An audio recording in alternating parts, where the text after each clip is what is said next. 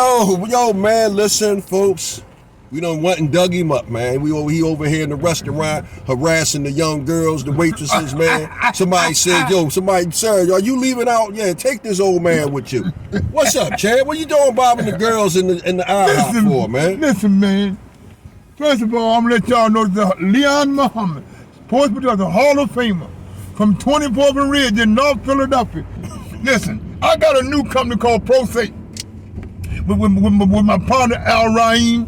We got the gloves and all, and he going for Earl Spanks. We got the gloves, the hand wraps, and all, and we can customize your stuff with your own logo. Listen, see, the Chuckster always saying that I'm bothering a young girl. I can't do nothing with her. All I do is bother them and mess with them. But I'm old. I'm gonna be 80 in a couple of weeks by Lord's grace.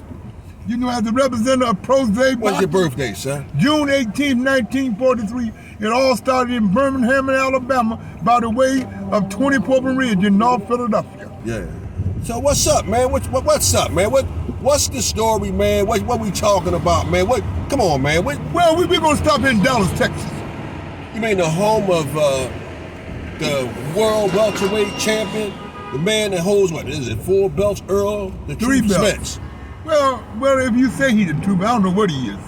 But what I will say, and I want people to know, I'm not an Earl Spanks hater. I like fighters. I don't like fighters that believe in judges.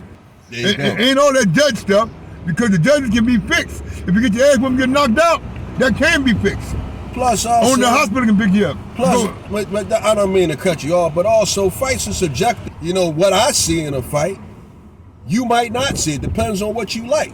But I can respect where you're coming from. You like guys who don't leave it to the judges, sir. Definitely.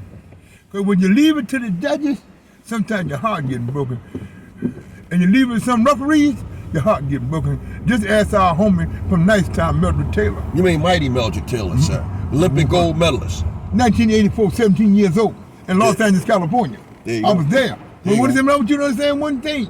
Now, you said Earl Spence is the truth. But show me what fighters he had the truth. He fought a lightweight. Mikey Garcia couldn't knock him out. Not really a lightweight, a featherweight.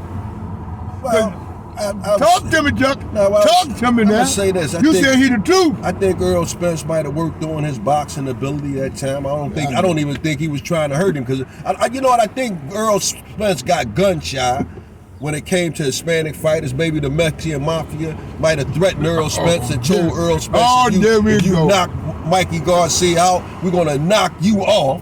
Because it seemed like he held back on Mikey Garcia. There you go, talking about. He definitely held back on my hometown Philadelphia, Danny Garcia, maybe the Puerto Rican Mafia, what is it, EH-14 or whatever the hell it is, MX-13. Maybe Earl Spence might have got a threat from the powers that be. Okay, now you going back to the same thing they said we did the Sunday Listening in 1965. They said the Muslim heard Muhammad and Jeremiah Shabazz that we got the Sunday. There you go with that theory. What is wrong with you, bro? Well, no, sir. I mean, the man just not a great fighter. He's a good guy and he's a good father. Earl Spinks, the guy that you said you called me a barbarian, a top-ranked lapdog. Say what you wanna. I got respect for you because you're a good father. I think you're the worst fighter in history, but I know damn well you're a good father, because I got some people down there that live in your neighborhood. I ain't gonna tell you who they are, but they said you're a great father and you're good and you're good to your woman, the girl you just did the interview with. Bro, I know more about you than about yourself. But my man Chester from down my end, he said you the truth. But he can't explain to me how you the truth. Well, sir, wait a minute. First of all, Earl Spence has some great wins in his resume. The guy from over there in England, I can't think of his name, but Earl knocked his damn head off to win the world title. Kell Brooks. Kell Brooks, there he is. Kell Brooks won the title when Sean Showtime bought him. No, I understand what you're saying, but you're talking about who did Earl Spence beat. He beat Kell Brooks. He beat Sean Porter. He beat Danny Garcia. He beat this last fella, what is his name? Ugas. Guy that, made Manny Pacquiao finally sit down. Earl Spence has some good, solid wins under his belt, sir, and he is an Olympian, sir. He ain't won no gold medal, bro. But you know how great a young man have to be to make it to the Olympics, sir? But he ain't want no gold like Ray, like Tommy. Tommy didn't want to go, but Tommy could fight. This guy ain't no Hearns, ain't no Roberto Duran. He ain't no marvelous Marvin Hagler. Well, listen what I'm going to say. I'm going to say this. He ain't no Julio Chavez. I'm going to say You this. keep telling this guy the truth, man. I think he's the worst in history. Okay, sir, I respect that. Now, let's... But understand now. Go ahead. I wish he get all the money he can from these white folks for his children. Bro, I ain't hating on you. You just my type, not my type fighter. I like fighters from yesteryear. So don't go around talking about I'm a top bearer. Sure, I'm a top rank. You're a top ranked lapdog, sir. Let's just be. That's what Earl Spence said. He's a top ranked lapdog. Well, I've been with top rank from the humble beginning because Ali put me there. Because top rank had Ali. I was with Ali. So you the greatest of all time. So okay, basically what you're saying, but you're grandfathered in the top rank. So you're not actually a top ranked lapdog. You've just been grandfathered in the top rank, and you have a sense of allegiance to them. Since 1966. Okay. Because I ain't getting a dime from that Holloway charade, and that whatever y'all think Al Heyman is. Al Heyman couldn't get his own brother a world title fight. Bobby Heyman was my guy. He was with DK. Sir, you have a lot of venom for Al Heyman, sir. I just don't understand that. Let me say this here. Bud Crawford, who's my dearly friend, I love Bud, both grandma, they're my buddy. That I be going to get them scratch off from, and I love his mother, his father, his sister. That's my buddy. Well, that's because they always have pig feet and chicken wings down there for you, sir, chitlins, sir. See, there you go.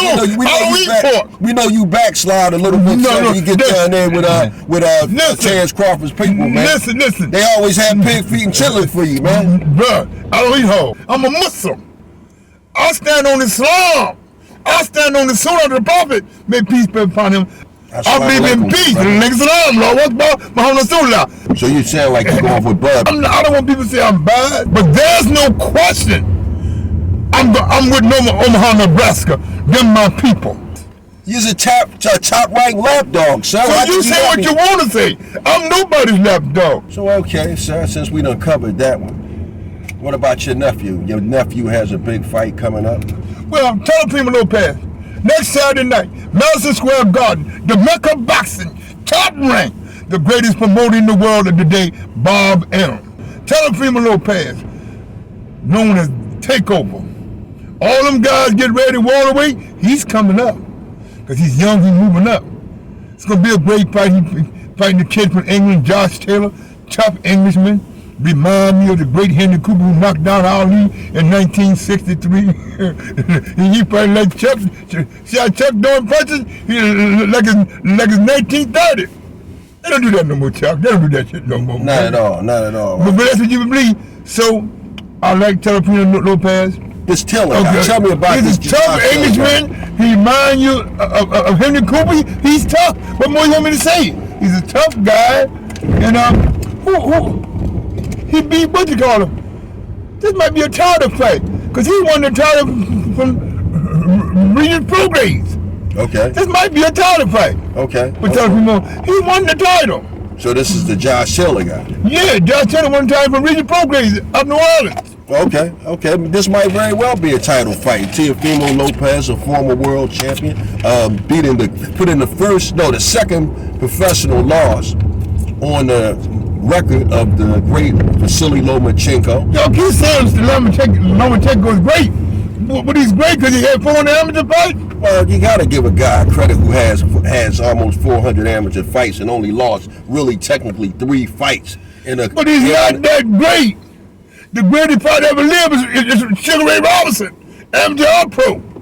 Ray Robinson, one of the greats of all time. Well, would it be safe to say that Lomachenko is not the greatest fighter in the world, but he's one of them? He is one of the greatest amateurs of all time. That's fair. Okay, that's fair. That's a fair. And I'd say in running to him is Mark Whelan. Okay. Now, Chuck, one question before we go. What you think, Chuck? This is a hypothetical question.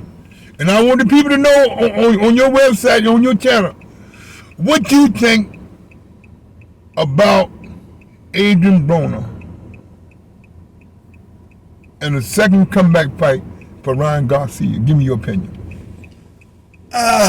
You know what? I'm gonna have to go with with Garcia over Broner. I mean, if I'm listen, I'm saying if I'm betting my money, I think I'm gonna have to go with Ryan Garcia. As much as I love Adrian Broner, and I hate to publicly not be on the side of a fellow black man, but using good sense and good judgment, but more specifically Adrian Broner's track record. Adrian Broner became 2 courses at some point in his career. I'm not sure. I think it was after he fought the kid Chino. After that Chino fight, Adrian just became 2 courses for me. And, you know, he's the type of guy, if he's losing a fight, you're not going to beat Adrian Broner up. You're not going to get the satisfaction of saying that.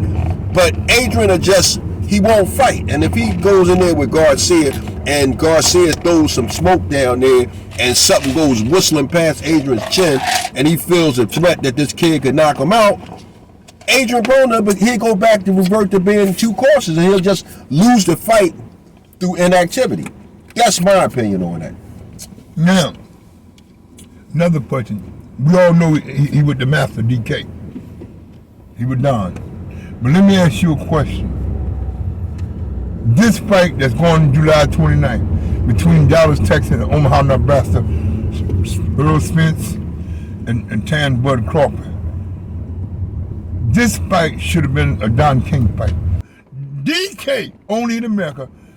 Shout out to the boss, Don King. And I don't have nothing, you know, Sam Watson, my guy. I'm not too fond of Al Hammond. Al Hammond's a good guy. So you always manage to say something bad about Al Hammond. Hold on. Let me say this to you. Al Hammond is a great music guy. Him and my man Tom Joyner.